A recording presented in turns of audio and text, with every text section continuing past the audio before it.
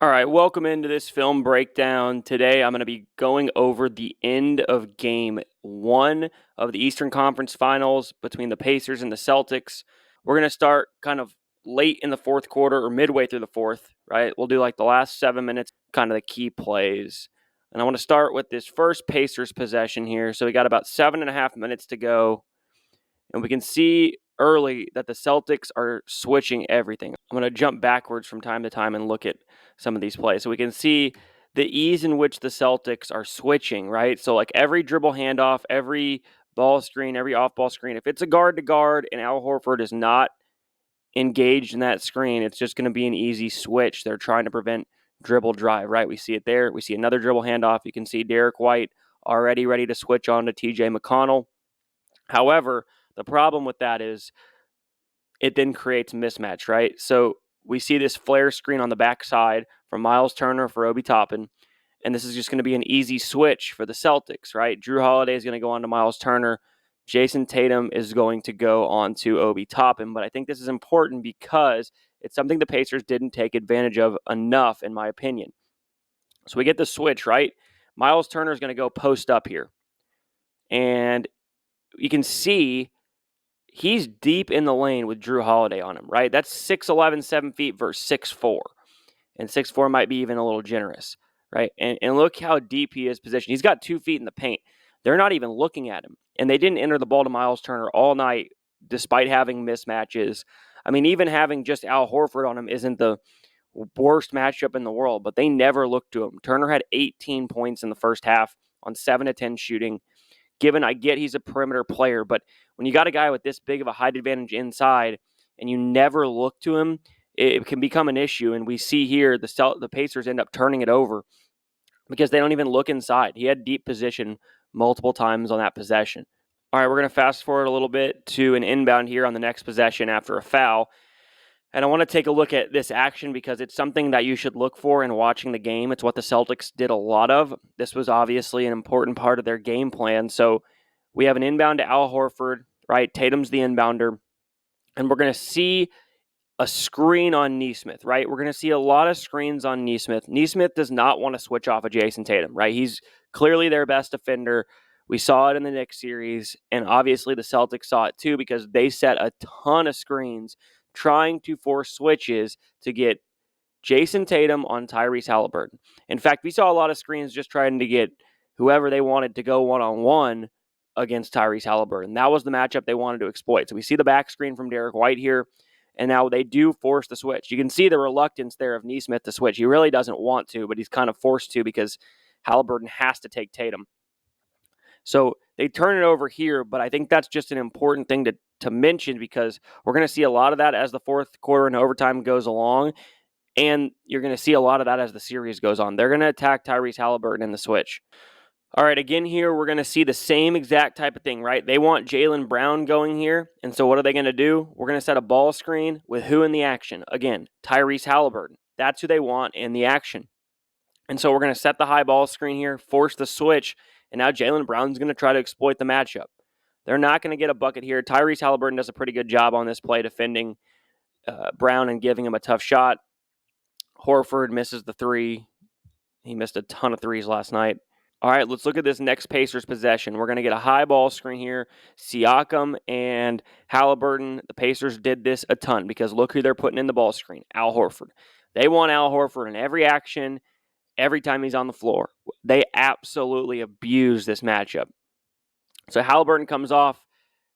Now, it's interesting because throughout the game, we saw kind of a varied approach. At times, Horford was forced to switch on to Halliburton. It looked like the Celtics wanted to be in drop coverage at times. I don't know if they knew what they were in half the time. It felt like they were trying to not switch, and if they got switched, they just stayed. Here you can see Holiday's trying to stay with Halliburton, and in this case, they are in drop coverage, right? Horford does a good job getting back, but it doesn't matter because Siakam has the ball now in this spot with space. Horford just isn't going to be able to stop Siakam in this matchup. It's just not going to happen. And this is going to be an adjustment the Celtics have to make in this series. They have to figure out if Porzingis doesn't come back or if he comes back real late in the series, whatever the span of time that they have to play Al Horford, they got to figure this out. I don't know if that's going small. I'm not sure what that is. Maybe trying to keep him on Miles Turner at all costs and just not switching any actions he's in. I don't know if you can play drop coverage at that point. Regardless, him on Siakam is just not going to work because he's going to get this shot every time, and that's his favorite shot. He is deadly from the mid-range. Al Horford is too slow. He has to respect Siakam's drive. It's enough space for him to get the shot off pretty much anytime he wants. We'll pick it up on the next Boston possession here. 3:37 to go. We see Derek White dribble in. I also just hate kind of how the Celtics position themselves on drives, right? Look at everybody standing. There's no cuts. There's no relocates. Tatum is essentially just standing out here as zero threat, right? Nesmith can kind of play off of him because he's so far away from the basket. He's not really an outlet to throw it back. Now, they are going to get the swing back to Tatum. I thought this was a huge mistake by Tatum. This is a terrible shot. I mean, yes, he's created space against Nesmith. I understand that. But it just looks like he's got a lane to drive here, and he's either going to force Halliburton or Nembhard to help and have a kick or a drop-off, or he's going to get all the way to the basket or get fouled by Nesmith on a late closeout. I don't understand why you're going to settle for this shot from 3 feet behind the arc. And it's still contested. Now, is it going to affect Tatum's shot? Probably not. But this is a tough shot. You're down 1 with 3:30 to go. I just really didn't like this shot. It felt like Tatum just really shut down late and made a lot of really poor decisions. Big miss. Pacers get it. Up 1. And it's going to swing here big time because Nesmith's going to drive and get an and 1. And just like that, they're back up 4. Huge, huge swing off a bad shot from Jason Tatum. He's got to be better shooting the ball. He's got to make better decisions on when to shoot the ball. And he made some big shots late. We'll get to that. But I thought that was a huge mistake that really could have and should have cost them the game down the stretch.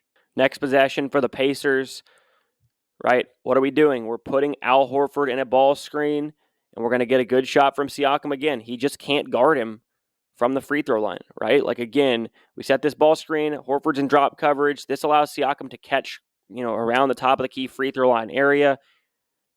And I want you to watch this jab step. Watch how unaggressive this jab step is by Siakam, and watch the space it still creates from Horford. Like, that is a very slow jab step. I know I kind of slowed it down, but it is not very aggressive, and yet Horford takes a full step back. Show it one more time, right? So watch in full speed, watch the slowness of the jab step, and watch the space Horford moves. His feet are on the free throw line here. He's going to move a full foot back from each foot on a very slow jab step, and that's all the space Siakam needs from that spot. All right, we'll pick it up back here, 1:43 to go. This is just a really good play by Derek White. We're going to get a ball screen. He's going to reject it, and he's going to beat Tyrese Halliburton and drop it off to Jrue Holiday. Again, it's kind of similar. Both teams did the same thing. On the other side, the Pacers attacked Al Horford. On this side, what did the Celtics do? They attacked Tyrese Halliburton. They're trying to get Tatum switched on to Halliburton here, right? That's what that screen is. But Halliburton knows that. He knows he's getting exploited, so he's really trying hard to stay on Derek White. The problem is now he allows him to reject this ball screen by jumping up there. It's not a terrible, terrible straight line drive, but he's probably getting all the way to the rim if Turner doesn't help. Turner has to help up the line. We get an easy drop-off and a big finish from Jrue Holiday, who's been massive in the playoffs and was humongous last night. Next Pacers possession, again, they're going back to the same thing every time. Put Horford in a ball screen. This time it comes back for a dribble handoff, ball screen again. And again, look where Siakam catches. Look at the space he's got to operate here. He misses this shot, but the Celtics are fortunate. Again, something the Celtics have to figure out from game 1 to game 2. They got to figure out how to defend Siakam at the elbow, top of the key area, because Horford cannot guard him one-on-one. And if he has to be recovering from a drop coverage, it's really, really tough. I mean, that's the same shot he's made 2 times in a row. Now, I want to talk about this possession because this is one that nobody's going to talk about that I think was a huge determinant in how this game played out. There's a minute 3 to go in the game. There's 18 on the shot clock, right? So you can essentially run this clock down, theoretically, to about 45 seconds, right? Yes, you want to get a good shot, but you're running this clock down. You're up 3 with the ball. If you have a wide open layup, great. If you have a wide open three from a shooter, great. We'll take those.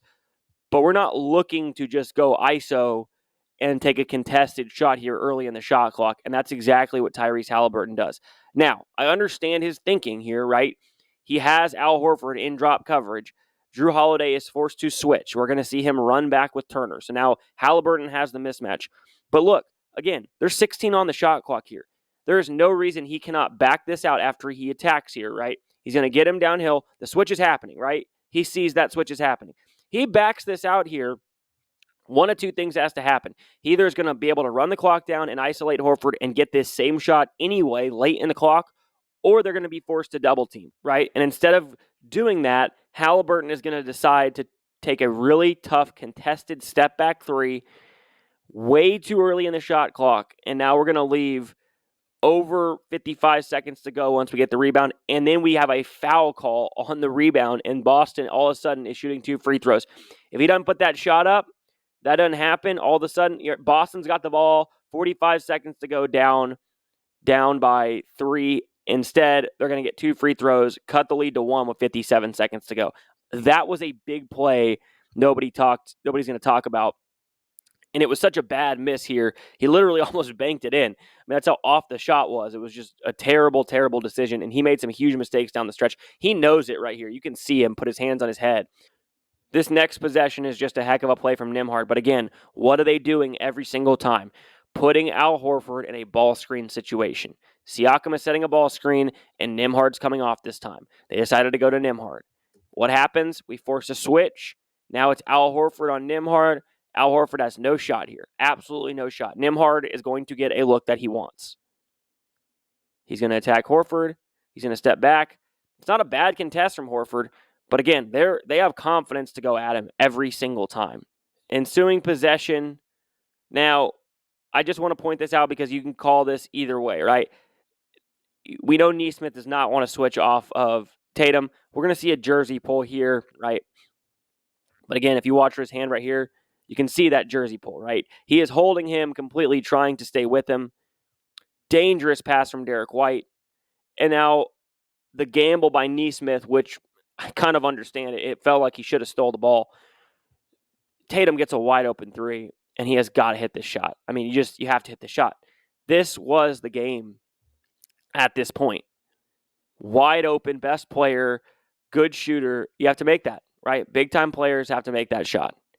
Here's mistake number 2 from Halliburton. I mean, this is just a really, really bad mistake. It's just careless turnover. Dribbled the ball off his knee. Turnover right back to the Celtics. What was the difference in the shot clock there? It was about 10 seconds, 10 to 11 seconds. So you're talking about a 3-point game, best case scenario, Boston ball with 10 seconds to go. Ensuing Boston possession, Derek White with the ball, beats him to the rim, has to make this layup, misses it, but I thought this was even bigger mistake. There's 16 seconds to go. You're down by 3. There's plenty of time to get a good shot here. And Tatum decides to shoot a fadeaway, off-balance, contested shot in the paint here. I mean, just a extremely high difficulty shot, and it doesn't go. And this should have been game over, right? And at this point, on this rebound, 2 things. Number 1, Boston is saved by the fact that they are not in the bonus, or that Indiana is not in the bonus, right? If Indiana's in the bonus, Tyrese Halliburton goes to the line. At absolute worst, makes 1 of 2. He probably makes both. And this game is pretty much over, right? Boston has just 1 timeout left. Instead, not being in the bonus saves the Celtics on what ends up happening next. Secondly, it should have been game over anyway, and Jason Tatum would have been all the talk of, missing shots late, not stepping up, choking in the clutch. That's what it felt like all game long.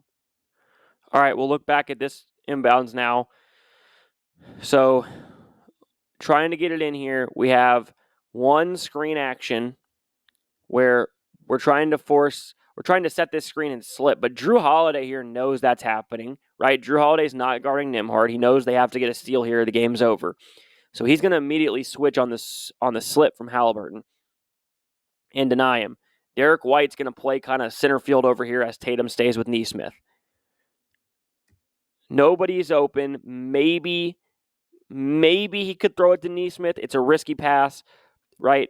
At this point, he looks back to Halliburton coming back to the ball here, and Halliburton takes kind of a tough angle. Holiday stays with him.